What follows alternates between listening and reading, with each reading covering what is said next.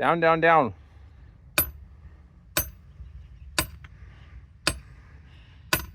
Mine, mine, mine. Me, me, me. Panel work is done. Don't have it open, but it's in there. And there's the ground rod going down. I'll pound these in further once they've seen them and probably get this a little better buried into the ground, but ground rod 1 comes out there and ground rod 2 more than 6 feet away. So we were planning on having inspections today, and I actually attempted to get everything set up for it, and then discovered that there had been a note left on the file, not the in-person, but the results or whatever from the inspection that we had, that we needed to complete the duct in the mechanical room. That is the exact opposite of what he'd said in person. And so I tried to reach out to him for, a final word or clarification, since we'd already had discussed that. And I'd already gotten approval from one of his workers to do the same thing. Ostensibly, they vetted that with him. And I have been bothering the front desk workers about it for a day or two, and finally one of them said he's got the note. He's had the note. I've given them more than one, and he's not calling. That means he doesn't want to deal with it, or he's just too busy, which is fine. But obviously I need to be able to move forward. So she said, hey, just go ahead and do what he said in person, and all I have left to do in the house is the fire block foam and caulking. The ducts and everything else have been squared away, so we are hopefully ready, unless something else comes up. I just seen that this has started to get some damage to it, which it says no step, but when you have small children who don't read, it doesn't mean a whole lot. So there's our goop. I just get it on a nice paintbrush, and I'm just going to apply this nice and liberally, nice and thick. Really actually very easy to do it this way. I'm going to eat my, hat about not wanting to use this stuff with paintbrush. So you can see I just smeared that on there as plain as day. These are the ducts for the bathrooms that were not allowed to be in flex. I didn't find any of the tubes I've been using of this sealant, this DP 1030 duct sealant, but I did find these little cans, and they were very cheap, much cheaper for the quantity. It's a half gallon, and boy did it go a long way. It did all 3 of those. I touched up all of the duct boots again, and went through and touched up any seam that I could see that looked like it was light. None of them needed it, but just as a extra 100% sure kind of a thing, and to really make sure that they could see that they were all sealed, because if you recall, I daubed with my finger previously, and I got it in there, but it might not have been the easiest to see. So hopefully we are good to go on this. So at this point, I've got the HVAC ducts replaced. I've got the leak fixed in the ABS pipe up in the master bathroom. I have the panel and the rods, the ground rods, all that is in and connected. And I have most of the electrical. This is one of the last boxes that I need to do. I still have a few on the porch, and then a few lights in here, and then out on that same porch. And then after that, we should be ready for the next inspection. I am gonna show you what I've been going through the whole house and doing here. I'm making up these boxes, getting them basically just folded back in here, and ready to where when we go and have the sheetrock on, and probably the paint is done, anything that we haven't already done, like a lot of the switches we've already done because we needed the light, and a lot of the plugs we've already done because we needed the power. But anything we haven't done, we're doing this too.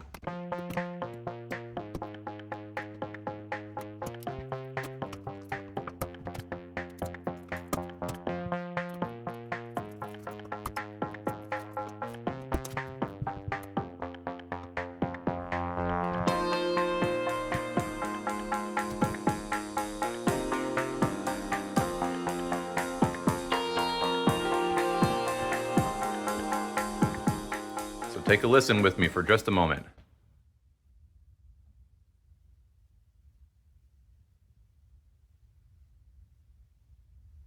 Silence. Silence means we are no longer leaking. And these little test balls, they keep failing. I've had to replace them multiple times. They're like $30 for a 2-inch and like $40 for a 4-inch. I hate it. But I think we've currently got good ones in there that will last. I'm going to return every last one of them, and I'm going to tell them these ones have not failed yet, but they're probably going to fail based on the track record. And by the way, I can tell for a fact that you put one that I had already returned back on the shelf. Not okay. Not okay. So, inspection round 2, scheduled for noon o'clock. I mean, that's how I say it anyway. You might be different, but noon o'clock. And until that time, as far as I know, I'm ready. I don't have anything else I can do other than some drywall backer and the stair rail here. And I don't want it to be permanent yet because it's going to make it almost impossible to get long drywall or even short drywall up the stairs here.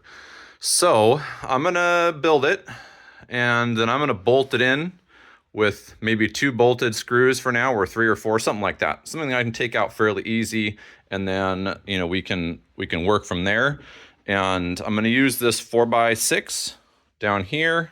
I've got a 6x6 over there ready to be cut, and that's going to go right here. And we're going to build it, and it's not going to be an open, graceful stair.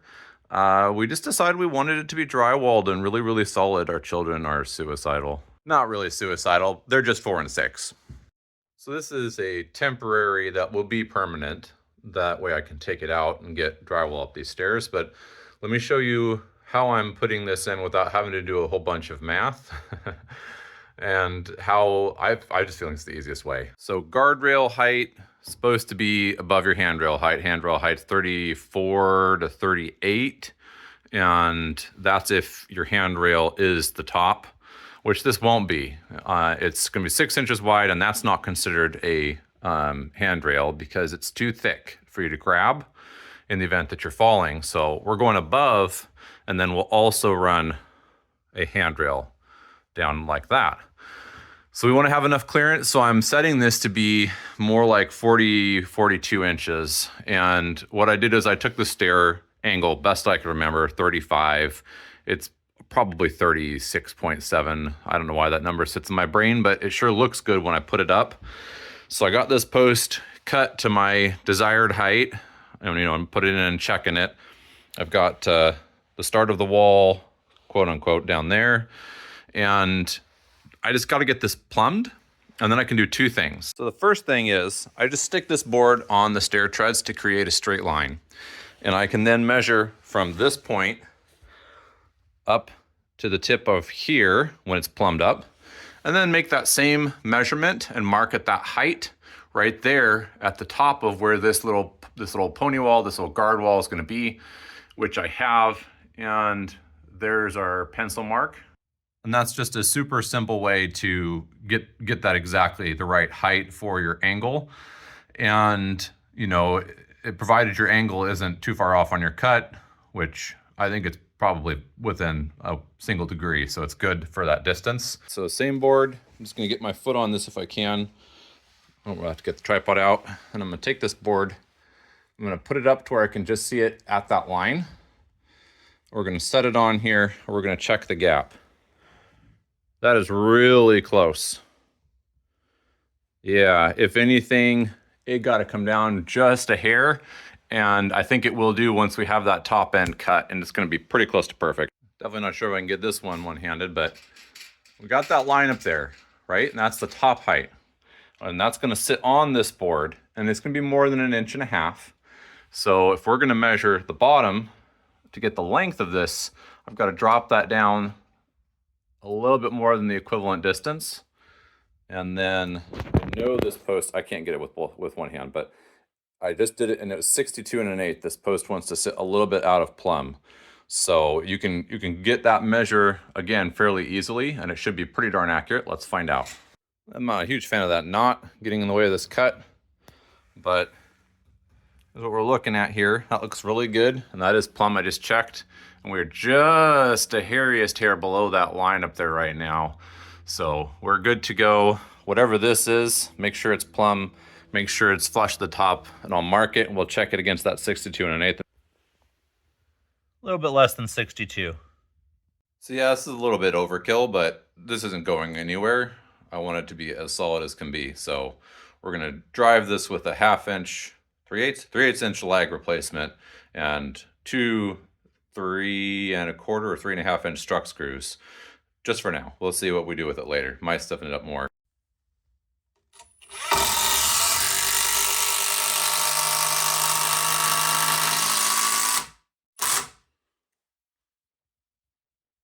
So I put 2 of these 8-inch timber screws, one through that assembly and one through this and the stringer, making sure not to hit the edge of the stringer or anything like that, so it'd be a split. And it just sucked this post in so tight. It's pretty much done, but I'll do a little more securing.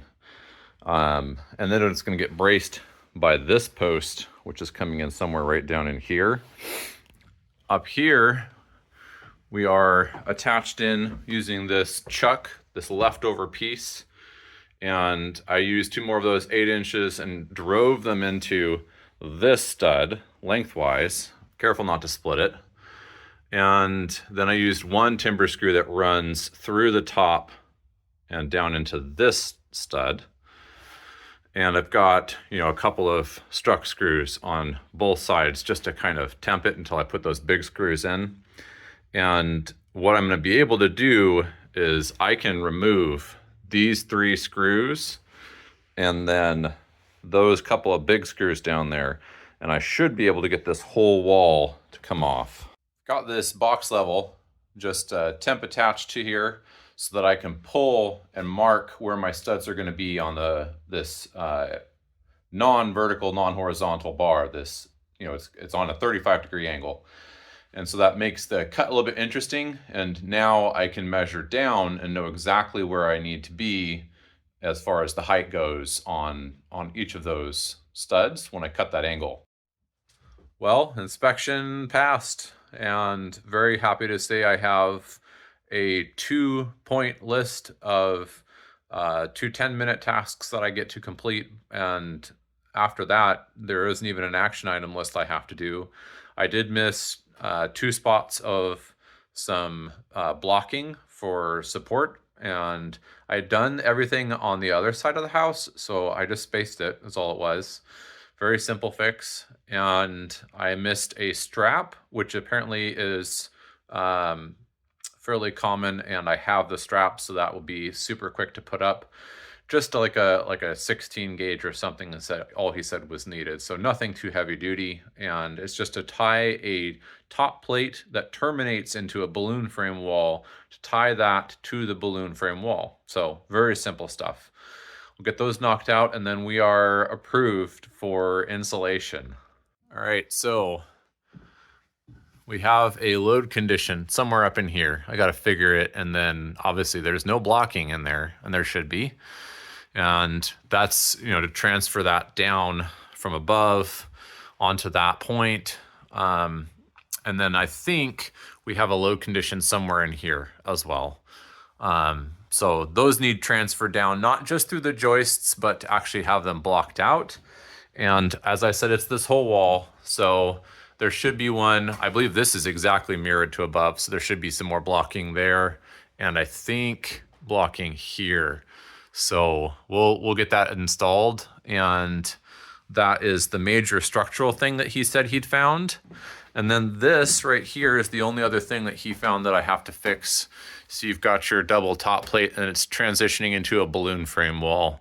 So he asked me just to put a block across and then just strap that in all the way over, a couple feet in and a couple feet back, and then we're good. I thought I would just leave you with what I am doing to make up these boxes in a little bit more detail, in case some of you are also building your own house and want to see that. I hope you have a great rest of your day, and we'll see you next time. And then I push it back in, and then I do this, run down the line. These ones, there's 4 of them, and the 2 that I'm doing to start are in really the wrong spot for that to be the best choice. So instead, I'm going to just take the razor and get in there at an angle and make a gentle score, not enough to actually cut through to the wire, and then I'm going to score all the way down. And yes, I do recommend you do this with gloves. I have so little dexterity left in my hands at the ripe old age of 39 that I've never found a pair of gloves that I can do anything with. So I do have a few little bits and pieces mostly from the wire. I'm just going to pull all the way back up to that score mark. I put my finger in there and hold it so that when I pull this, I won't destroy the box. I actually did that upstairs. I went, nah, and it just ripped the back of the box out. So just like that. And then I've got a garbage over there. And then we'll do the second one, and then I'll get rid of that paper as well. And sometimes if you don't get the score quite far enough along on the bottom in particular, it can be hard to get it started, but usually once you get it started, you're fine. Okay, so it's all the way back to that cut and pull. Sometimes you'll take the paper jacket with it, and sometimes you have to come back for that. I try and get my hand up in there and press on it with my thumb to make sure it rips all the way back at the casing of the wire. And then the little ones are actually a lot harder. Yeah, sometimes I do that and it hurts. Usually I'll try and use my thumb like that. Okay, let's toss this. Yeah, all in the basket, wow. Now I have marked, you can see I have it right here, blue, red, load, line. Line is power coming in, load is the next fixture that's being powered off of this fixture. And I've marked on here, and I've also transferred that up onto the wall, just because I'm having to strip these, and originally I thought I was gonna not have to do that until the final step. So this is my line, and I always take the line ground wire and work the other wire onto it. So what I'm going to do here is I'm going to fold the extra on this wire back into the back of the box, and then get them to line up. And this is not required by the greenies, but I like to do it anyway. I get just out of the box, okay? And then whatever little bit is left over, between 1 inch and 2 inches usually, I just go ahead and lop off. And that is why I run 7 to 8 inches, so that I still have plenty in case I ever have to do something with that wire. I don't want it to be too stubby. So that's why I fold it and then also have it a little long.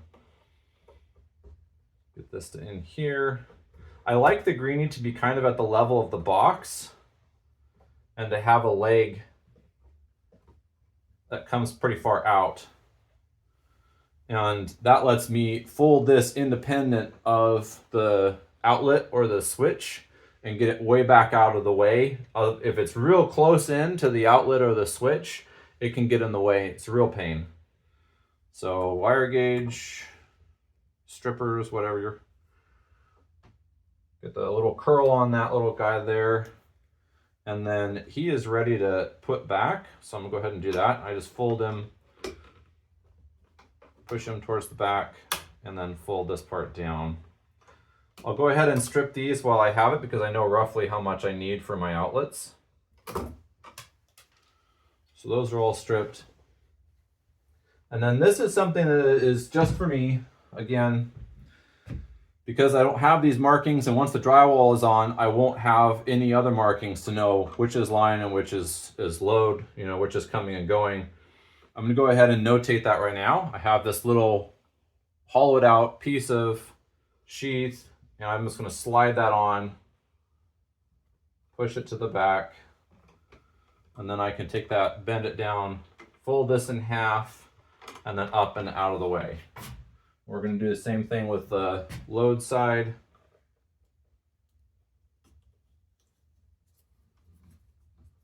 All the way in there, down, fold in half, and then back up and out of the way. Nice and organized. And then I have all the information I need to be able to build this out later.